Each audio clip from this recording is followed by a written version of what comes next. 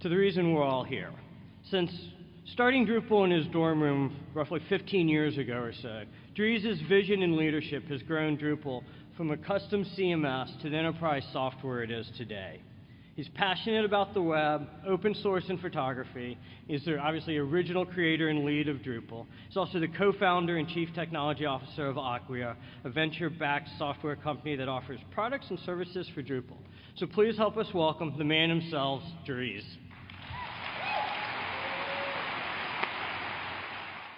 Thanks for getting up early to be in this keynote. As Eric mentioned, I love photography. And so here's a photo, an image, or a drawing of what is called the photographic apparatus. And it's sort of one of the early cameras that existed. And so if you look at the manual of the photographic apparatus, it has a lot of different steps.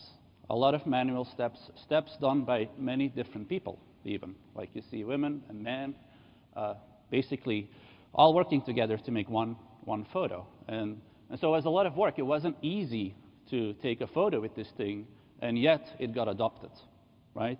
The invention of the photo was so big that it actually did get adopted. And so a little bit later along came the Kodak. And as you can see, it already looks a lot simpler. And so what they actually did, this is an ad from Kodak, and one of the things you'll see is that they have this notion of you press the button and we do the rest. And it sort of encapsulates how they simplified photography. And actually, on a quick side note, it actually works a little bit like cloud computing. So you would take a photo and then you would ship the film to a factory, and they would actually develop the film and then ship the photo back to you. And so a lot of the complexity was sort of outsourced and abstracted in the cloud. And of course, the history of photography has many steps, and along the way, things changed drastically and were simplified drastically. Another thing that happened was the introduction of the 35mm film. And so that was actually originally invented by Edison. I'm not sure how many of you knew that. And what's interesting about the 35mm film is that it was actually a form of standardization. We standardized on a common format. And as a result, there was a whole ecosystem born of different cameras, Nikon, Canon, but also different tools, tools to project photos and, all these kinds of things. But it also drastically simplified cameras again. And so if you start to look at the first 35mm camera shown on the slide, you can see that there were still a lot of steps involved. You needed to load the film, and you needed to make the photo, unload the film, develop the film, enlarge it, print it, and eventually could store it, keep it, and share it with your friends or your family. And so if you look at the history of the camera, beyond that, you see that every single iteration of the camera essentially replaced one or more steps. And so with the introduction of the Instamatic, enlarging and printing was replaced by developing film in a store.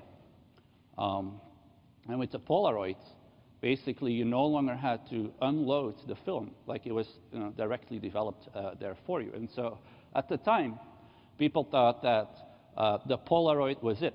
It was the easiest, simplest camera that we could ever invent, right? And so they felt like we plateaued. It couldn't be made simpler. And yet, with the introduction of digital cameras, you didn't need film at all. So you didn't need to load the film. And yet, it wasn't still optimized for sharing. And so, most lately, of course, with the iPhone or other smartphones, you can just shoot photos and they're instantly shared, like with things like photo streaming and these kinds of things. And so, eventually, over more than 100 years, we were able to simplify this huge process with all these people, all these different steps into something which became much simpler. And so that's really interesting to me because I feel there's a lot of relevance to what we do. And what's also interesting is that with every step along the way, it actually became easier for the end user, but the complexity under the hood drastically increased. Right? If you think about a digital camera, has all sorts of things going on, hardware, software, JPEG, compared to the initial camera, which was just basic chemistry, just to simplify things a little bit. And so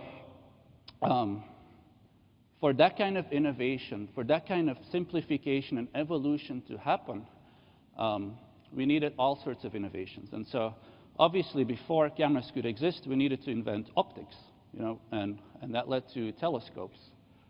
And after that, we needed to invent technologies like chemistry and silver nitrate, which led to the creation of a camera which could take one photo, a single print camera. Next, we invented things like printing and plastics, which led to film cameras, which could take multiple photos. And eventually, things like electronics and LCD screens and sensors led to the digital camera.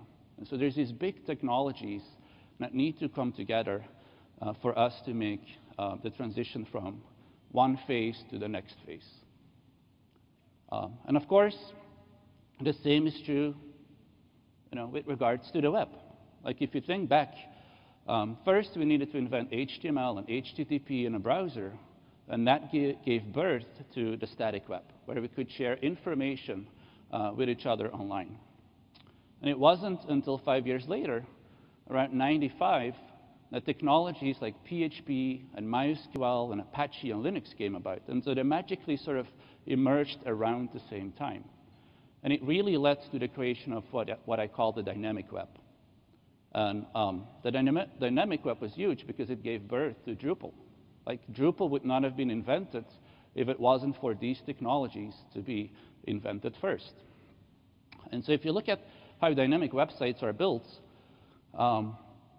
they're pretty complex, right? Some of you probably remember this. Actually, many of you still live in that era with your sites, where you have to define the database schemas, you have to build your own authentication system, you have to write your own queries. There's a lot of complexity involved. And so what happened next is that CMSs were born.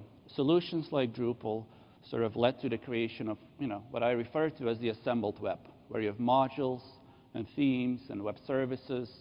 And effectively what it did, it created this very complex experience, and it simplified it to something that is much easier, where you have a core platform, you have modules, you have themes, and you can download and install them and configure them, and then you're basically good to go. It's a huge evolution, which would not have been possible without some of the other steps along the way. And so, of course, the question is, what happens after the assembled web, right? What is the next big thing that we need to chase? What is the next big simplification, just like with the camera, that we need to bet on? And so I want to talk a little bit about that in this keynote. All right. And so personally, I'm very, very excited about what's happening in the world today.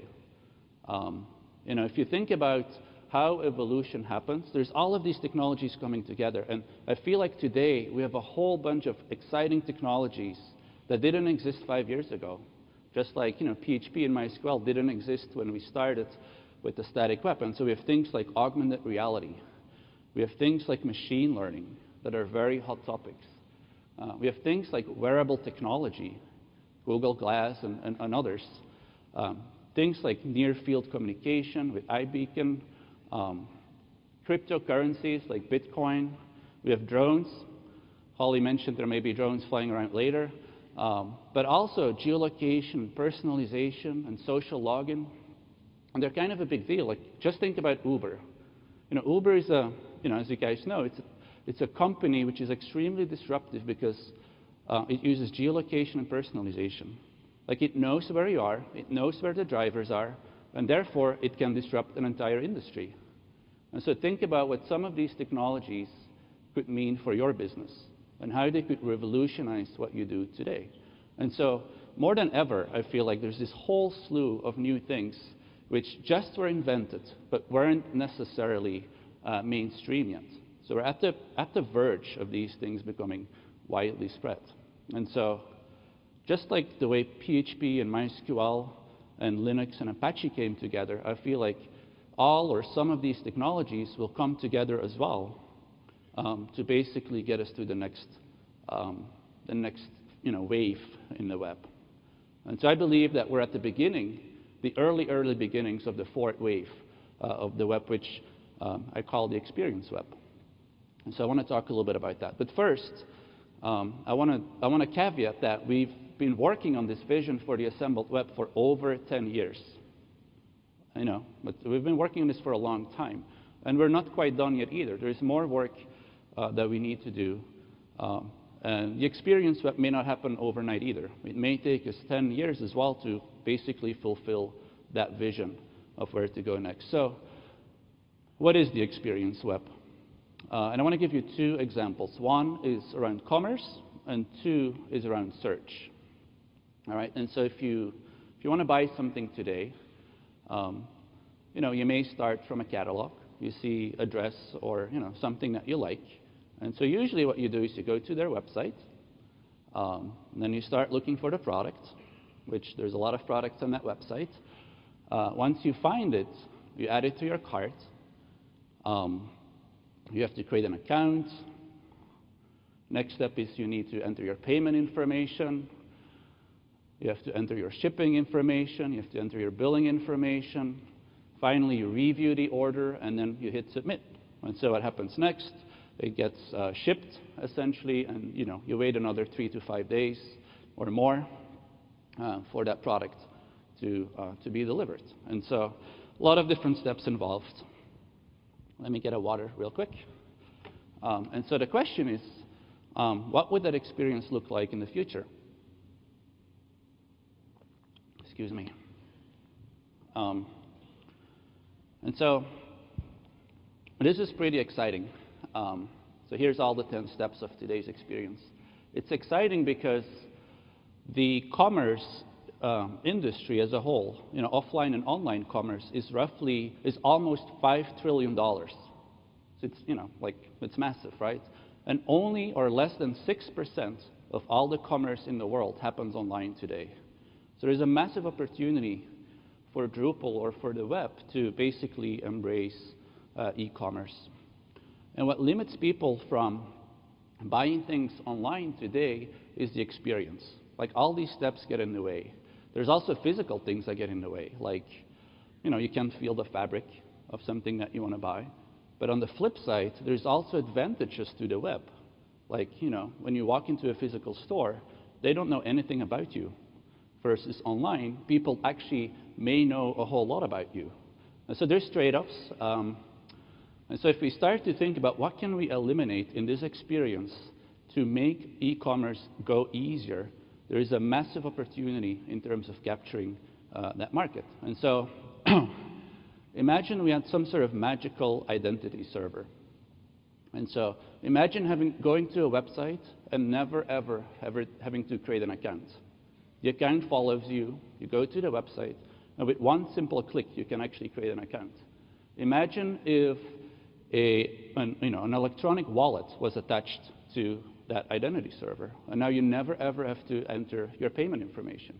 You never ever have to enter your billing information, your shipping information, and all of these things. And so effectively, we could take a whole bunch of steps out of the process, and that would be huge. That would be a huge invention that I don't believe exists today. But even further in the future, we may be able to eliminate more steps. We talked about drones. We talked about self-driving cars. Now all of a sudden, these things are no longer dependent on humans and could start driving or flying, at night, right? And so things like drones are pretty interesting. And Amazon is actually doing interesting things here as well. They've started to pre-ship items from one warehouse to another warehouse that is physically closer to you if they can predict with a certain level of certainty that you're going to buy this product. So they're already starting to do some of these things to reduce shipping times and to improve the e-commerce experience. But what if every item in the world had an RFID? Or what if we had really strong image recognition? And so now, I'm wearing my Google Glass, I can just look at something, like maybe I really like that bottle of water, and I can say, buy me a bottle of water, right? And Google can just go and buy that for me. And so this is starting to look really, really interesting because, again, just like with the camera, it eliminates all of these steps. And so the experience could pretty much look like this. So you're hanging out with your friends. You see, wow, what a nice jacket. And you say, Glass, buy me a jacket. And, basically, Glass is smart enough. Let's see, was it showing? It's smart enough, like it knows, it can identify where the jacket comes from. It knows your size because it has your profile. It says, oh, you're a medium. And it knows it's in a warehouse nearby. So it says, I can deliver this immediately. And you say to Glass, buy now, right? And, Glass buys it, and 30 minutes later, it will basically be delivered wherever you are because Glass knows where you are, thanks to things like geolocation. And so basically, there is this opportunity to go from one-click purchase to one-blink purchase. And I think it will happen. I think it will happen. But what's interesting about this story is, what is the role for Drupal in this? Because nowhere did you go to a website. You didn't go online. You didn't look at products. You didn't have to fill anything out in a form. And so magically, these things start to work. And just like with the camera, this may be the optimal experience. So let's look at the second example, which is search.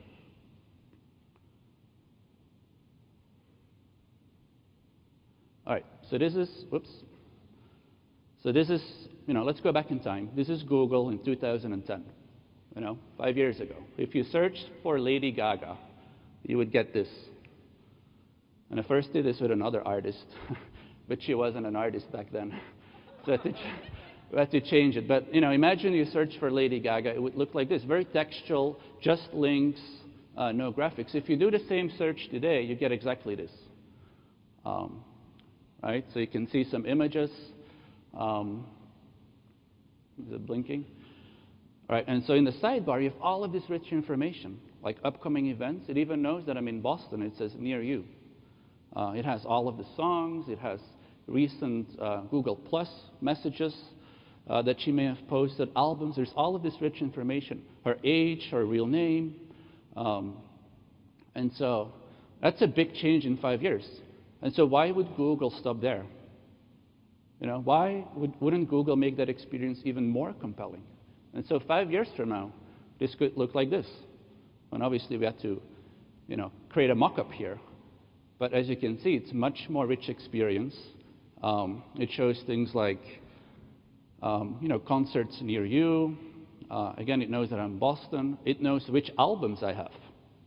It says your albums. I have those albums. It knows that. It also knows which songs I don't have yet. And it has a buy button there. So I can buy it straight off the Google homepage. I don't have to go to any other site. And then Google integrated social. I can chat about, Lady Gaga online on google.com. And all the way at the bottom, of course, there is still the old sort of Google links. And so why wouldn't Google do this? This seems to be their natural evolution. And also in this example, it's interesting. What's Drupal's role in this website? Because now I can find a whole lot of information about Lady Gaga without having to go to ladygaga.com. Like Google effectively gave me all of that information. So I think this is a big question for us.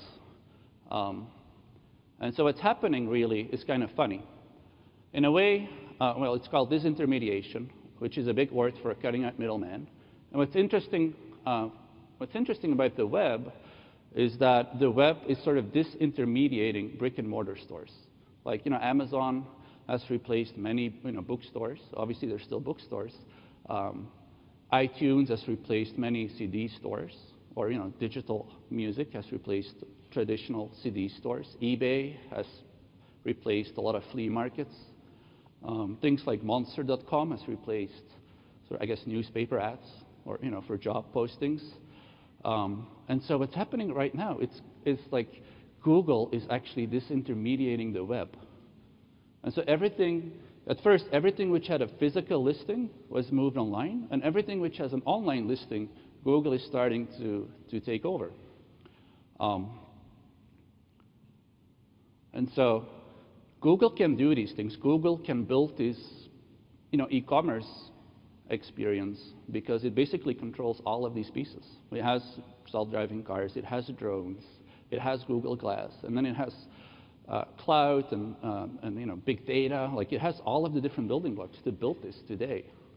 The same thing with search. But of course, it's not just Google. I don't want to talk about Google all day here. It's the same thing with the other big platforms, like the Facebooks of the world, the Apples, Amazon and LinkedIn. They're basically building these very rich experiences which users like. But in doing so, they pose some interesting challenges for us. So let's talk about what that means for Drupal. And so what's kind of happening is the open web, as we know it, is closing up. Right? The big players are taking over more and more of the front end of the web. And Drupal sites risk being sort of the deep web, if you will, for lack of a better word. And the sad part, in a way, is we won't be able to stop it. I thought really, really hard about this, and I couldn't think of a way to stop this. And I couldn't think of a way to stop this because, one, it's actually easier for the users. It's simpler for the users. And secondly, it's actually better for the businesses as well. And I talked to the people that run LadyGaga.com, and they said, it's great. Google sends us a lot of traffic.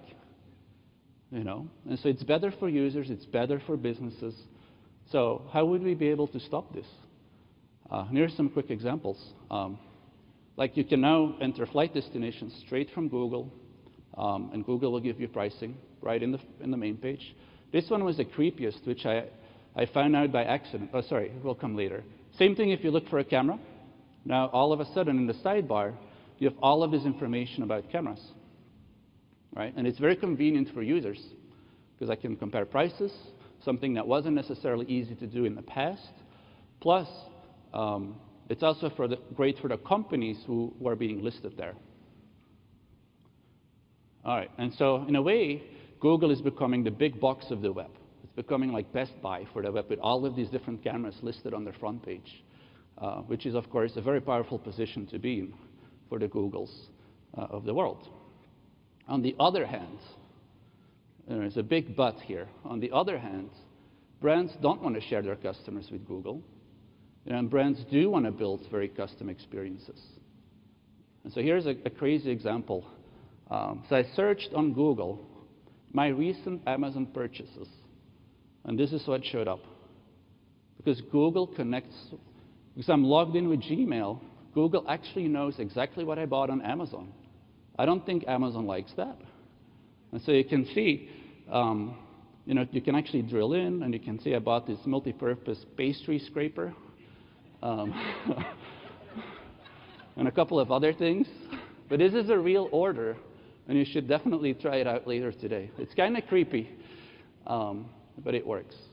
But think about how Amazon feels about that, because now Google knows exactly what I bought, and why wouldn't they inject themselves there? Or next time I try to buy something, they could easily try to steal Amazon's customers. And so these large platforms, they're kind of like this. They have these tentacles and multiple eyes, and they say, "Don't run, we are your friends." And everybody loves their functionality, but if you look under the hood, it's actually quite scary about what it all does. And so brands actually do want to own the experience. They totally want to own the experience because if you think about Best Buy or other big box stores, you get all of these cameras and there's no differentiation whatsoever.